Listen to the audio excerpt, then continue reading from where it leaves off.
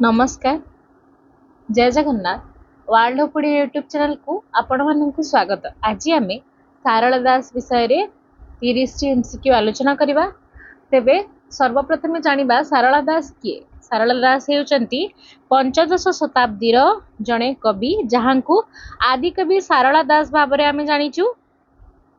तेबे तांकर नाम रे गोटे जुगर नामित होईची सारला जुग। सारला दास जो जुगरे निजर पांडित्य प्रदर्शन करी साहित्य रचना करुथिले सेही जुग को आमे सारला जुग बोली जानी थाउ। उत्कलर व्यास, माटीर महाकवि, शूद्रमुनि इत्यादि बहु सम्मान रे से सम्मानित होइचंती। कहा समय रे कपिलेन्द्र देवंकर राजत्व समय रे। तेबे से केउंठी जन्म ग्रहण करथिले ना सेतेबेले कटक जिला अविभक्त होइकी थिला। तो कटक जिला सेतेबेलर कटक जिला किंतु एबे ताहा जगतसिंहपुर जिल्लार झंकड़े जन्मित होइतिले सारला दास। तांकर पितृदत्त नाम थिला सिद्धेश्वर परिडा, जहाँकि से माँ सारलांकर कृपारे से कवित्व अपूर्व कवित्व लाभ करिचंती बोली निजकु सारला दास रूपे से अभिहित कले। किंतु तांकर निजस्व नाम थिला सिद्धेश्वर परिडा। से बिलंका रामायण, महाभारत, चंडी पुराण और लक्ष्मीनारायण वचनिका से एई गुडी कहउची तांकर अमर कृति गुडीक। तेबे तांको द्वारा रचित ओडिया महाभारत अनेक दृष्टिरु मौलिकतार बाहक अटे। तेबे दांडीवृत्त रे रचित एही महाभारतटी समग्र पूर्व भारतीय भाषा गुड़िक मध्य प्रथम प्रयास बोली आमे समस्ते मने करि थाउ। आसंतु देखिबा प्रश्न गुड़िक कौन कौन दिया हेची ना कपिलेन्द्र देवंकर राजत्व काल केते। ए 1410 रु 1442, बी 1435 रु 1567, सी 1505 रु 1550, डी 1563 रु 1580। तेबे यार सठिक उत्तर कौन हबो ना यार सठिक उत्तर होची 1435 रु 1567 हेउची कपिलेन्द्र देवंकर राजत्वर समय। तेबे ऑप्शन प्रश्न 2 नंबर परशुराम व्यायोग नाटक रचयिता किए। Option A Prataprudra Dev, B Chodaganga Dev, C Purushottam Dev एवं डी कपिलेन्द्र देव। तेबे एठारे समस्ते आमे जानिथिबे ଏହା होची कपिलेन्द्र देवंकर एक रचयित नाटक। तेबे आसीबा परवर्ती प्रश्न को प्रश्न नंबर 3 सारलांक जन्मपीठ केउठी। ଏହା मु पूर्वरु कहितली झंकड़ हेउची तांकर जन्मपीठ।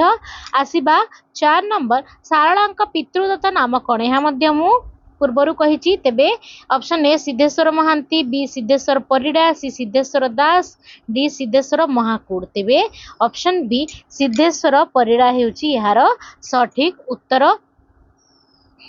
आसीबा परवर्ती प्रश्न को सारला साहित्य रे 5 नंबर सारला साहित्य रे ऐतिहासिक चित्र ग्रंथर प्रणेता किए। A Gopinath Nanda Sharma, B Sarveswar Das, C Krishnachandra Panigrahi, D Tarini Chandra Rath. तेबे यार सठिक उत्तरटी हेबो option C Krishnachandra Panigrahi. 6 number Sarala महाभारतर केउ पर्व रे तांकर जातिस्मर विषय वर्णित। ए वन पर्व, बी आदि पर्व, सी स्वर्गारोहण पर्व, डी मध्य पर्व। तेबे हार सठिक उत्तरटी हेउची ऑप्शन सी स्वर्गारोहण पर्व। आसीबा परवर्ती प्रश्न को प्रश्न नंबर 7 सारला निजकु शूद्रमुनि बोली अभिहित करिसंती कारण कोन। ऑप्शन ए से जाति रे शूद्र ओ ब्रह्मज्ञानी प्राप्त मुनि, बी तांकर पितृदत्त नाम शूद्रमुनि, सी राजांकर द्वारा उपाधि प्राप्त, डी एथिरु कोनोसिटी नुहे। तेबे सर्वप्रथम है तांकर पितृदत्त नाम नुहे, राजा उपाधि मध्य देई नाहंती। तेबे ऑप्शन ए हेउची यार सठिक उत्तर जे से जाति रे शूद्र और ब्रह्मज्ञानी प्राप्त मुनि थिले। तेणु से निजकु शूद्र मुनि बोली रचना करिसंती। आसवा परवर्ती प्रश्न को प्रश्न नंबर 8 प्रथमे श्री रामायण द्वितीय भारत तृतीय लिखन कली श्री भागवत मुझे कहीदेवा चाहे श्री भागवत हेउची चंडी पुराण भारत हेउची महाभारत एवं श्री रामायण हेउची बिलंका रामायण तेबे यह सारलांकर केउ रचना स्थानित पाई जो पदटा केउ रचना स्थानित पाई तेबे यह ऑप्शन डी चंडी पुराण रे स्थान पाई आसीवा परवर्ती प्रश्न को प्रश्न नंबर 9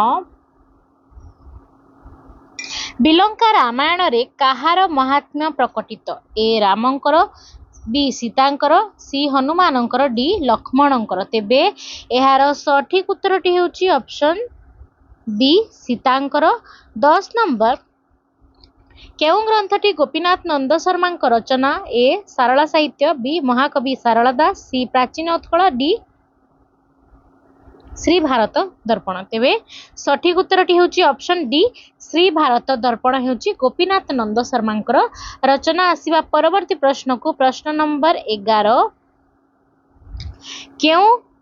केउटी सारलांकर पाई व्यवहृत हुए नाही ए शूद्रमुनि बी उत्कल व्यास सी व्यासकवि डी आदि कवि तेबे व्यासकवि बोली आमे काहा को कहिताउ व्यासकवि फकीर मोहन सेनापति तेबे एठारे सी व्यासकवि हेउची यार सठिक उत्तर जहाँकि सारलांक पाई प्रयोज्य नुहे तांकु सारलांक शूद्रमुनि सारला दास कहा जाए उत्कल व्यास सारला दास कहा जाए एवं आदि कवि सारला दास मध्य कहा जाए तेबे आसीवा 12 नंबर को निम्नोक्त केउ प्रसंगटी सारलांकर मौलिक कल्पना प्रस्तुत वर्णना ए साहाड़ा गछर महात्म्य बी नल उपख्यान सी सावित्री सत्यवान कथा डी द्रौपदी वस्त्र हरण तेबे ऑप्शन ए साहाड़ा गछर महात्म्य हेउची एक मौलिक कल्पना प्रस्तुत वर्णना अटे जहा कि सारला दासंकर अटे तेबे आसीवा परवर्ती प्रश्न को प्रश्न नंबर 13 प्रवचन टीर पद पूरण कर गंगा कहिले थिबी ए गांगी कहिथिले जीवी बी असती कहिले जीवी सी रानी कहिले जीवी डी कुरूपी कहिले जीवी तेबे यार सठिक उत्तरटी हेबो ऑप्शन ए गांगी कहिले थिबी एठारे कहिथिले अछि यह कहिले हबो गंगा कहिले थिबी गांगी कहिले जीवी 14 नंबर सारला महाभारतर केउ पर्व गुड़िकर नाम मूल महाभारत रे नाही ए भीष्म द्रोण शैल्य बी मध्य गदा कायसिका सी आदि सभा वन डी अश्वमेध आश्रमिक स्वर्गारोहण केउ गुड़िक सारला महाभारत रे स्थान सारला महाभारतर एही पर्व गुड़िक मूल महाभारत रे यार कोनोसी स्थान नाही तेबे सारला दास निजस्व एक कृति दे एही पर्व गुड़िकर सृष्टि करिसंती तेबे एही पर्व गुड़िक हैला बी मध्य गदा एवं कांसिका जहाँकि मूल महाभारत रे नाही आसीवा परवर्ती प्रश्न को प्रश्न नंबर 15 मूल संस्कृत महाभारत रे केउ पर्व गुड़िक सारला महाभारत रे स्थानित होई नाही ए आदि विराट भीष्म बी शांति सभा वन सी भीष्म द्रोण कर्ण डी सौप्तुक अनुशासन एवं महाप्रस्थानिक तेबे यार सठिक उत्तरटी हेबो ऑप्शन डी सौप्तक अनुशासन एवं महाप्रस्थानिक एही पर्व गुड़िक मूल संस्कृत महाभारतर एही पर्व गुड़िक सारला दासर महाभारत रे स्थानित होई नाही आसीबा परवर्ती प्रश्न को प्रश्न नंबर 16 निर्मल जले जेन्हे क्रीणंती हंसपंती तथा मो हृदय बिलसे श्रीकृष्ण भारती एठारे केउ अलंकार होईछि 16 नंबर ए हेउछि जमक बी हेउछि उपमा सी हेउछि विभावना एवं डी हेउछि अनुप्रास तेबे मुया आपण मानकु बारंबार कहिछि जे जेउठारे जथा तथा जे से एपरि लागिले कोन हबो ना बी उपमा अलंकार एठारे तुलना करा जाउछि तेनु एठारे उपमा अलंकार हेबो उपमान एवं उपमेयर कथन सॉरी ये हेउची एठारे तुलना हेउची तेणु एठारे उपमा अलंकार हेबो सठिक उत्तर। आसीबा परवर्ती प्रश्न को प्रश्न नंबर 17 महाभारत रे मौलिकता आलोचना प्रसंगर अल्पीकरण विस्तृतीकरण अनुक्त प्रक्षेप और उक्त निक्षेपादि क्रम रे एहा रचित बोली किए कहिछंती। ए गोपीनाथ नंद शर्मा, बी मृत्युंजय रथ, सी सत्यनारायण दास, डी सुरेंद्र महांती। तेबे एहार सठिक उत्तर T option A Gopinath Nanda Sharma एहा कहिछंती। 18 नंबर महाभारत केउ वृत्तरे रचित? ए नवाक्षरी, बी गुज्जरी, सी दांडी एवं डी चोखी। तेबे एहार सठिक उत्तर टी हेबो दांडी वृत्तरे महाभारत टी रचित होईची। 19 नंबर पानी न पिय समस्या मते आग दियो। एठारे समस्यार अर्थ कौन? ए जटिल स्थिति, बी उत्तर, सी दुख, डी खाद्य। तेबे एहा प्राय जना पड़ जाउची उत्तर हेउची समस्यार अर्थ पानी न पिय, उत्तर मते आग दियो। 20 नंबर केउ गवेषक सारलांकर लक्ष्मीनारायण बचनिका नामक पोथी विषय प्रथमे सूचना देइथिले? ए आर्तवल्लभ महांती, बी देवेंद्र महांती, सी वासुदेव साहू एवं डी बंशीधर महांती। तेबे एहार सठिक उत्तर टी हेबो बंशीधर महांती, जे कि सारलांकर लक्ष्मीनारायण बचनिका नामक पोथी विषय प्रथमे सूचना देइथिले। आसीबा परवर्ती प्रश्न को प्रश्न नंबर 21 सारला पुरस्कार केउ संस्था द्वारा प्रदत्त होता है? ए इम्फा, बी वेदांत, सी जिंदल, डी टाटा। तेबे एहार सठिक उत्तर टी होची ऑप्शन ए इम्फा संस्था द्वारा सारला पुरस्कार प्रदत्त होता है। 22 नंबर भीम कई मारी की मोहर पुत्रंत पाइली। एठारे पुत्रंतर अर्थ कौन? ए पुत्रंकु, बी पुत्रंक द्वारा, सी पुत्र मानंकु एवं डी पुत्र मानंक द्वारा। तेबे एठारे सठिक उत्तर टी हेबो पुत्र मानंकु। भीम कई मारी की मोहर पुत्रंत पाइली माने पुत्र मानंकु पाइली। आसीबा परवर्ती प्रश्न को प्रश्न number 23 typical selection from Odia literature ग्रंथर लेखक किए? A Sunit Kumar Chatterjee, B Sukumar Sen, C Prabhat Kumar Mukherjee, D Vijay Chandra Majumdar. तेबे एहार सठिक उत्तर टी हेबो ऑप्शन डी विजय चंद्र मजुमदार हेउचंती typical selection from Odia literature ग्रंथर लेखक। 24 नंबर खनिकार जन्म वृत्तांत केउथिरे अछि? A Sarala Mahabharat, B Dandi Ramayan, C Vichitra Ramayan, D Markandeya Puran. तेबे यार सठिक उत्तर टी होची ऑप्शन ए सारला महाभारत रे खनिकार जन्म वृत्तांत कथा रहिची। आसीबा परवर्ती प्रश्न को प्रश्न नंबर 25 केउटी सारलांक सृष्टि नुहे? ए चंडी पुराण, बी बिलंका रामायण, सी सचित्र रामायण, डी लक्ष्मी नारायण बचनिका। यह बहुत सहज अच्छी ऑप्शन सी सचित्र रामायण सारला दासकर रचना नुहे। 26 नंबर संस्कृत महाभारत गद्यानुवादक किए? ए लिंगराज मिश्र, बी विश्वनाथ खुंटिया, सी सारला दास, डी दीनकृष्ण दास। तेबे यार सठिक उत्तर टी हेबो विश्वनाथ खुंटिया, जे कि संस्कृत महाभारत गद्यानुवादक जहा कि पद्य रे रचना करथिले सारला दास, एहाकू गद्य रे अनुवाद करिसंती विश्वनाथ खुंटिया। आसीबा परवर्ती प्रश्न को प्रश्न नंबर 27 सारला दास महाभारत आरंभ रे कहांकु स्मृति करिसंती? ए सारला, बी जगन्नाथ, सी गणेश, डी कृष्ण। तेबे एहार सठिक उत्तर टी होची ऑप्शन सी गणेशंकु सर्वप्रथमे स्तुति करिसंती।